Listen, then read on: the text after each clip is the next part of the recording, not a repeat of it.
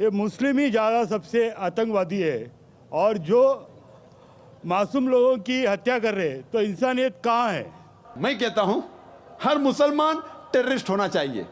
अस्सलाम वालेकुम दोस्तों, कैसे हैं आप? उम्मीद करता हूं आप लोग ठीक होंगे। दोस्तों, आपकी खिदमत में हाजिर हुआ एक और नई वीडियो के साथ। एक बहुत ही इंटरेस्टिंग सवाल जो कि कुछ लोगों की गलतफहमी है और कुछ लोगों ने इसको जो है वो जान के मुस्लिम्स के ऊपर जो है वो थोपा हुआ है।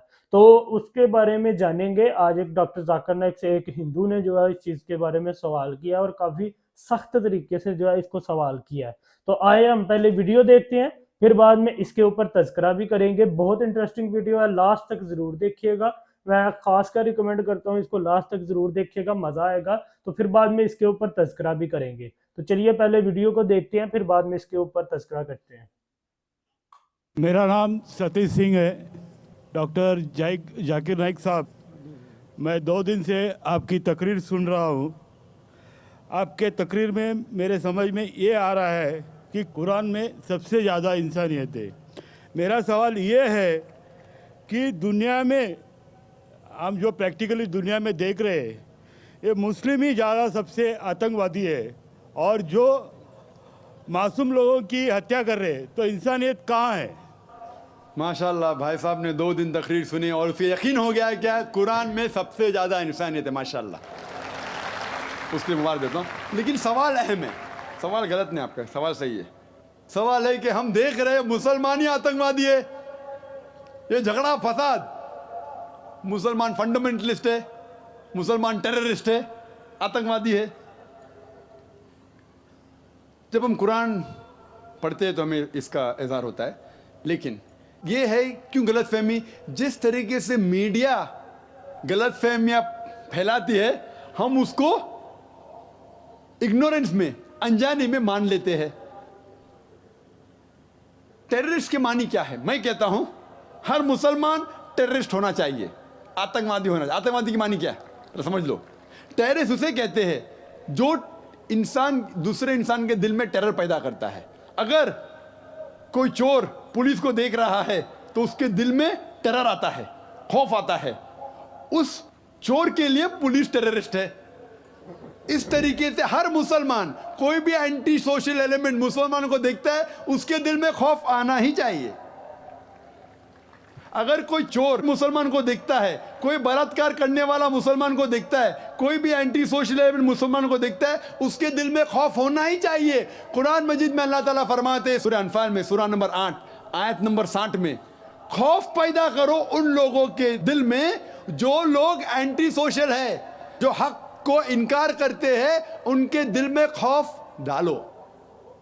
लेकिन सवाल यह है कि कई बार एक शख्स एक काम करता है, उसे 2 लक़ब दिए जाते हैं। मिसाल के तौर पे हिंदुस्तान 60-70 साल के पहले अंग्रेज हम पर हुकूमत करते थे, कई साल किया।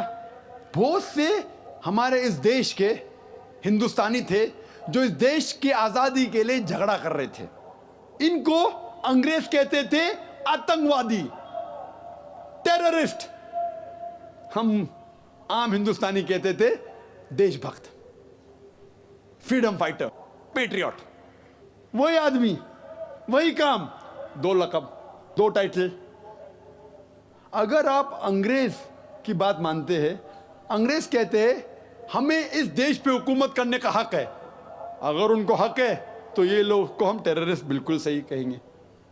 लेकिन आम हिंदुस्तानी कहता है ये अंग्रेज तो तिजारत करने आए थे, इनको हम पे हुकूमत करने का क्या हक है? तो हम कहेंगे ये लोग हैं देशभक्त, फ्रीडम फाइटर्स, पेट्रियट्स। सेम आदमी, सेम काम, 2 लक़ब। वही आदमी, वही काम, 2 लक़ब। अगर आप अंग्रेज की बात को मानते हैं कि अंग्रेज को हक है इस देश पे हुकूमत करने का, हम मानेंगे कि वो आतंकवादी है, चाहे वो भगत सिंह हो या। लेकिन आम हिंदुस्तानी कहेंगे नहीं, ये तो देशभक्त है। तो आप किसके नजरिए से देखते हैं चीज को, फिर आप फैसला करेंगे वो आतंकवादी है कि देशभक्त। आपके हिसाब से भगत सिंह देशभक्त था क्या आतंकवादी था? सतीश भाई, देशभक्त। देशभक्त आतंकवादी नहीं था ना? था के? भगत सिंह देशभक्त था कि आतंकवादी था? देशभक्त, देशभक्त। हाँ, मैं भी समझता हूँ देशभक्त था। हम अंग्रेज की बात को नहीं मानते। तो जब अंग्रेज टेलीविजन पे कहते हैं, CNN BBC पे, कि मुसलमान आतंकवादी, आप क्यों मानते? सवाल वो नहीं है। मेरा जो सवाल था, आता हूँ, मेरा पूरा जवाब मुकम्मल नहीं हुआ। जवाब मुकम्मल होगा फिर आपको मौका दूंगा मैं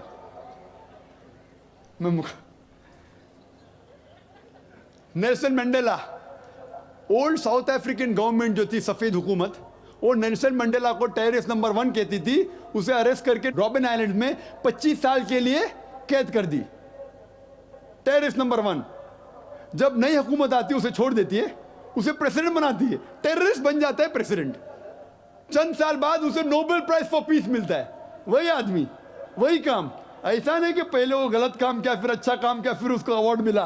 वही काम के लिए जो पहली गवर्नमेंट ने कही थी, सफेद गवर्नमेंट ने, कि वो टेररिस्ट है, आतंकवादी है, नोबेल प्राइज कमेटी ने उसे नोबेल प्राइज दिया और फॉर पीस, अमन के लिए। हैरत की बात है, जो आदमी आतंकवादी है उसको मिलता है नोबेल प्राइज फॉर पीस। जो आदमी का पावर है, जो आदमी वो कहता है, लोग उसकी बात को मान लेते हैं इग्नोरेंस के अंदर, अनजानी में। लेकिन कुरान कहता है सूरह इसरा में, सूरह नंबर 17 आयत नंबर 81 में, वकुल जाल हक वज़ाक़ल बातिल इन्नल बातिल काना ज़हूक़ा। जब हक बातिल से टकराती है, बातिल का सर्वनाश हो जाता है। ब्रिटिशर्स अमेरिकन के ऊपर हुकूमत करते थे।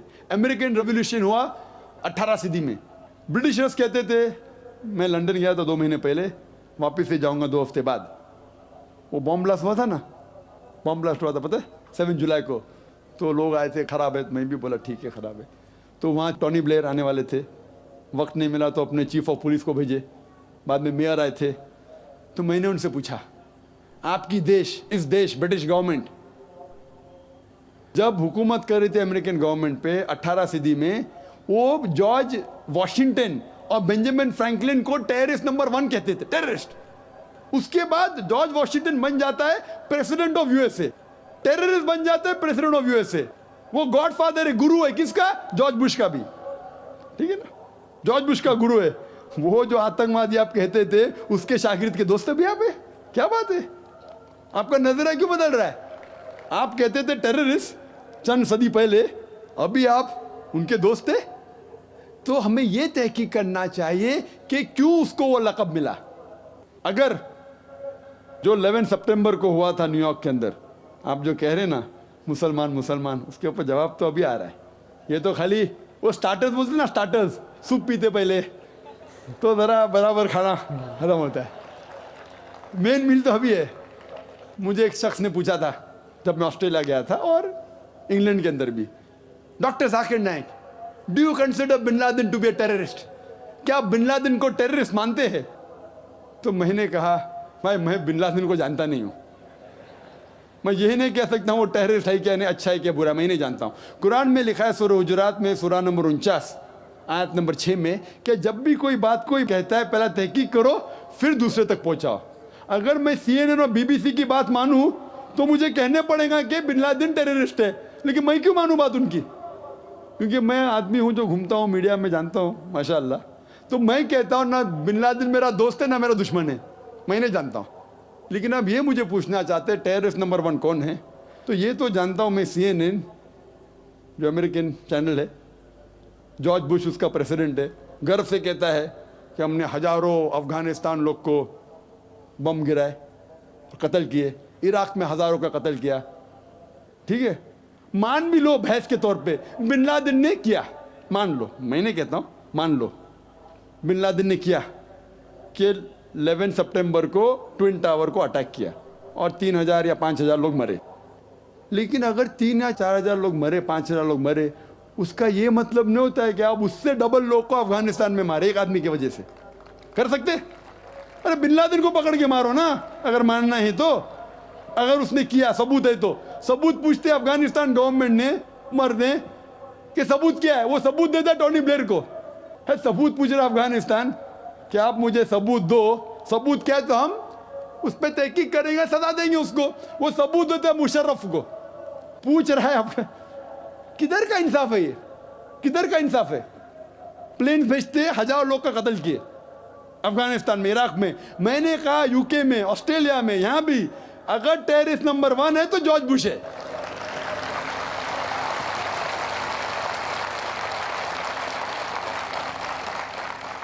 ट्विन टावर को किसने गिराया? CIA, FBI का क्या बजट है? इन लोग गर्व से कहते हैं अगर परिंदा भी पेंटागन के ऊपर उड़ेगा तो हम पहचान सकते। एक हवाई जहाज 1.5 घंटे बाद आके उसमें ठोक देता है, उनको पता ही नहीं चलता है। बहुत से अमेरिकन लोग, मुस्लिम लोग छोड़ो, क्या कहते, अमेरिकन लोग, क्रिश्चियन लोग कहते क्या ये इनसाइड जॉब था, अंदर की बात थी, ये अंदर की बात। जिस तरीके से ट्विन टावर गिरा वो प्लेन के जरिए गिर ही नहीं सकता है।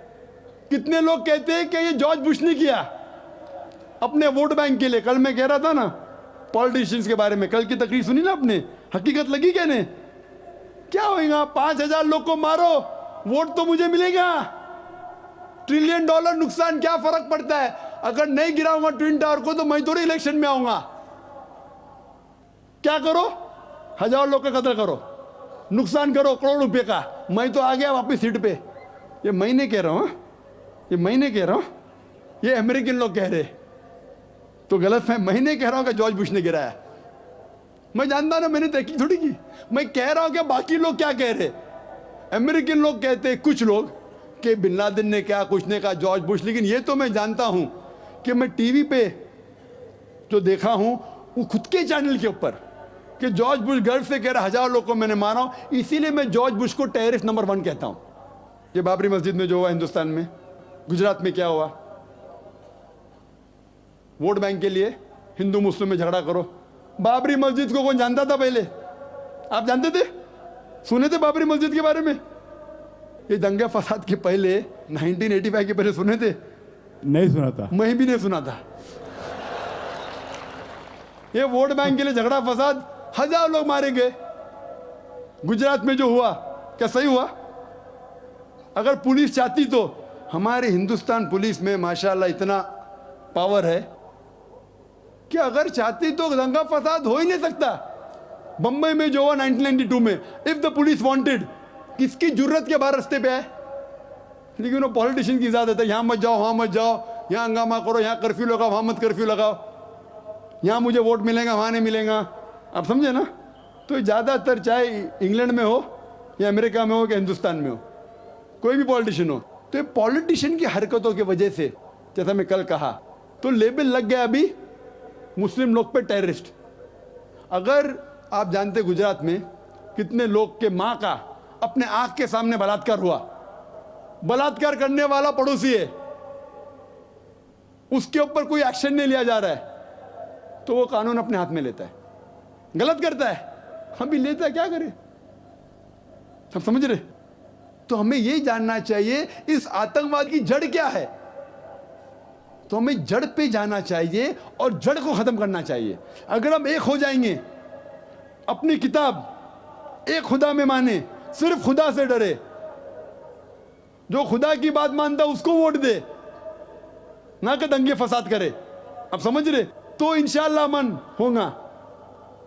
और आप देखेंगे इसके बावजूद, इतना होने के बावजूद, अमेरिका में एक न्यूज है कि 9 महीने बाद 11 सितंबर के बाद 34,000 अमेरिकन ने इस्लाम कबूल किया। क्यों? जितना मीडिया इस्लाम के खिलाफ बात कर रही है उतना ही इस्लाम फैल रहा है। मैं जब तकरीर करने जाता था 11 सितंबर के पहले अमेरिका में, मजमा होता था माशाअल्लाह हजारों लोग का, ये अमेरिकन बहुत कम आते थे। अभी जाता हूं तो बड़ी तादाद है। ये जानना चाहते क्या इस्लाम में? आप भी आ जाए, शायद 11 सितंबर के पहले नहीं आते थे, बराबर कि नहीं? आप जानना चाहते क्या मजहब है ये आतंकवादी मजहब, मैं भी तो देखूं, आके मुतासिर हो गए क्या नहीं? अल्हम्दुलिल्लाह। डंके की चोट पे कहता हूं, मैं क्यों डरूं किससे? क्योंकि अल्लाह ताला फरमाते हैं सूरह इमरान में, सूरह नंबर 3 आयत नंबर 54 में, मकरुम मकरल्लाह वल्लाहु खैरुल माकिरीन। उनने प्लान किया, प्लानिंग की, अल्लाह ने भी प्लानिंग की। सबसे बेहतरीन प्लानर अल्लाह है। ये वेस्टर्नर्स प्लानिंग कर रहे हैं कि इस्लाम को दबाने को, इस्लाम और बढ़ रहा है और फैल रहा है। जितने दबाने की कोशिश कर रहे हैं फैल रहा है। मीडिया कहती है कि इस्लाम में खवातीन के हुकूक नहीं है, 2/3 ऑफ द पीपल एक्सेप्टिंग इस्लाम, 66% के ऊपर जो लोग इस्लाम कबूल कर रहे हैं अमेरिका और यूरोप में, वो वुमेन है, औरतें। अगर औरतें को हुकूक हक नहीं मिलते इस्लाम में, तो ये अमेरिकन औरतें इस्लाम क्यों कबूल कर रहे, यूरोपियन औरतें क्यों कबूल कर रहे? क्योंकि इनको इस्लाम में जितने खराबी दुनिया में है उसका हल मिल रहा है।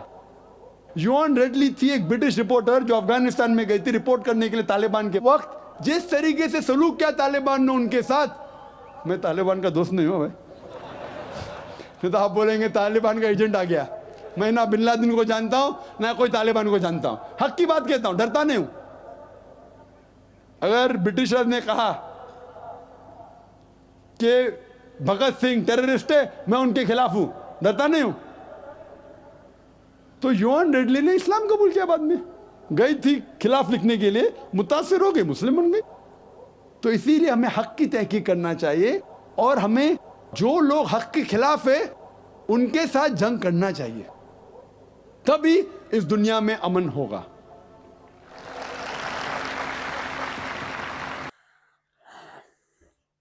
तो ये थी दोस्तों आज की वीडियो। मैं अगर आपको कहूँ तो मेरी ये one of the best video थी और one of the best explanation of doctor Zakir Naik थी।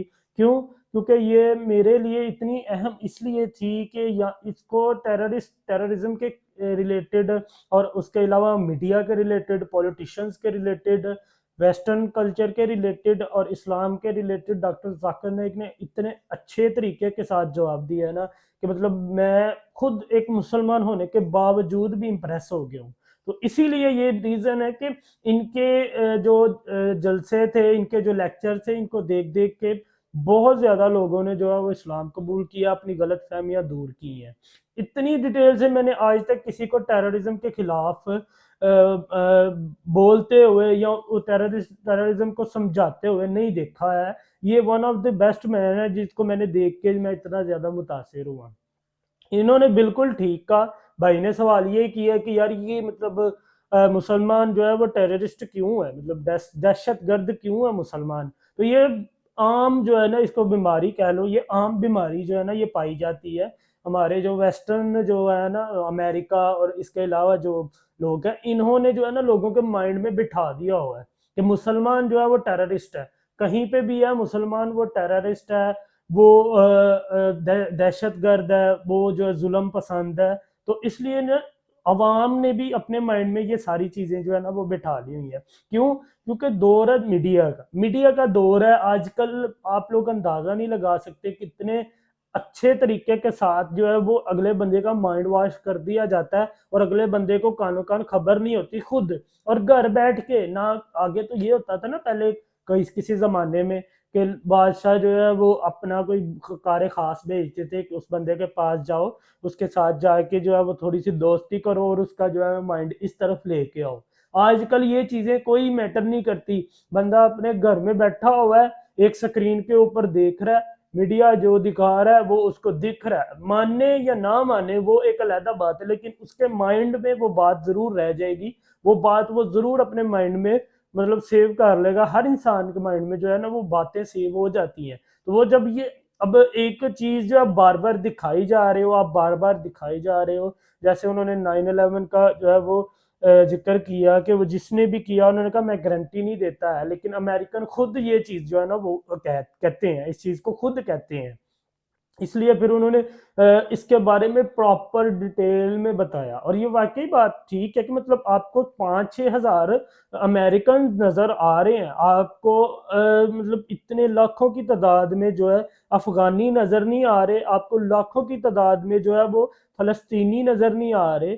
तो ये भी तो इंसान है ना, और ये मुसलमान है, इनके बारे में कोई नहीं कुछ कह रहा। इनको कोई भी आके मार जाता है, इनके बारे में कोई नहीं बोलता है। जो इनको मारता है उसको कोई नहीं कहता कि ये दहशतगर्द है या ये टेररिस्ट है। मुसलमान अगर मतलब ये तो मतलब अभी तो साबित भी नहीं ना हुआ कि मतलब ये मुसलमान ने अटैक किया था या नहीं किया था 9/11, लेकिन फिर भी साबित होने के ना होने के बावजूद भी मुसलमान टेररिस्ट हो गया, और जो चीजें सामने नजर आ रही हैं उनको टेररिस्ट करार नहीं दिया जा रहा।